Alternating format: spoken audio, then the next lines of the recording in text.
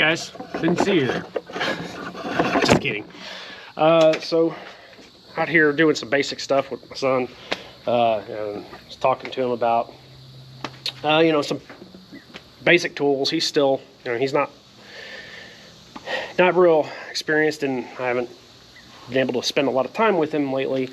But we were out here working on the car, and I was just talking about basic tools you need, and made me think that'd be a great video, going over the basic tools that you need for one of these cars.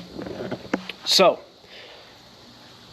if you've ever wanted a Terminator Cobra and you finally got one, but you don't have any tools, stay tuned. This is the video for you.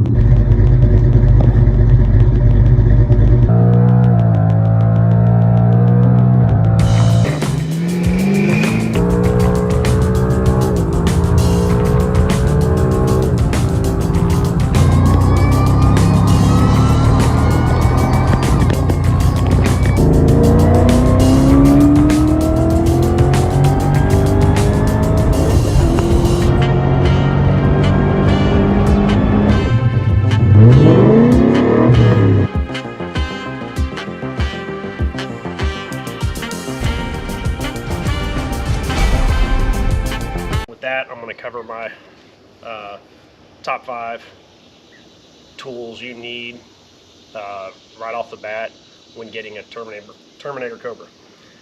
So, number 1, just like in my Fox, a lot of these are going to be similar to the Fox body video. Socket set. This is actually the one I carry in a Fox body. All these, I just grabbed them out of the Fox body, but get a socket set. You might want to get a little bit bigger one. You're going to need some 13s and some 15 millimeters. So I would more recommend a 3/8 drive socket set that has that stuff and some extensions, because some of the stuff that are common to these cars require the bigger sockets. So that being said, I definitely recommend a socket set first. Second, I'm going to say a voltmeter. Let's just say you bought this is what the assumption that you bought a bone stock Cobra. Doesn't have any way of monitoring things. One of the biggest problems with these cars, and I will cover that in a later video, is the charging system. These cars are known for eating alternators and not getting voltage, and voltage can play havoc on all kinds of things. Spark, especially fuel, your fuel system. Lots of things can go wonky when the alternator's not properly charging the battery or not providing enough amperage. So you want to be able to test and know whether your alternator's good, and one of the quickest ways is to take a voltmeter while the car is running and test your positive and negative voltage. So definitely number 2, get a voltmeter. Alright, number 3, again, not terribly as important, but a good set of screwdrivers, both flat and Phillips head. They just come in handy for just about everything. That's number 3. There's really not much explanation to that, but Number 4, a couple sets of pliers. Number 4, okay, a couple sets of pliers, right? Because these cars are getting older, fuses go out. Yeah, if you have the fuse pliers specifically, that's great. In a pinch, needle nose pliers work great for the fuses. But there's lots of little things, hose clamps. Again, these cars, some of these are pushing over 20 years old now. Hoses are gonna go bad, things like that. Water pumps go bad. You have to it just pays to have a set of pliers. And this, number 5, if your car's stock, or if it if it still has the IRS, if it hasn't been solid axle swapped, is really the only time this is going to apply to you.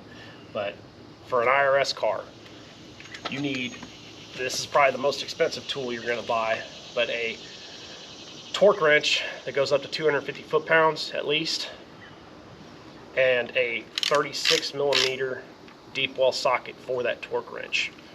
And this is for your axle nuts, because one of the first things I had to fix on this car when I first got it was had a rear hub bearing going bad because someone hadn't torqued down the axle nuts. You need to do it about every 5,000 miles or so. Every time you're changing oil, tighten down the axle nuts. In fact, that's probably one of the first things I'd check when you get the car, aside from whether it's charging, is whether or not the axle nuts are tight to spec. If they're not, I would recommend getting new axle nuts and torquing them down properly. They don't tend, once they're torqued down, they don't tend to want to stay. If they back off too far, you'd never get them to stay tight.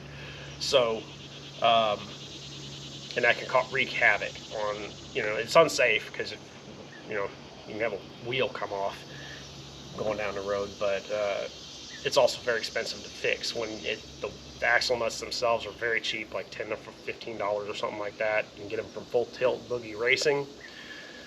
Yeah, definitely want to get one of these, especially if you have an IRS car. And it's good to have a big torque wrench like that anyway for a lot of other things later down the road.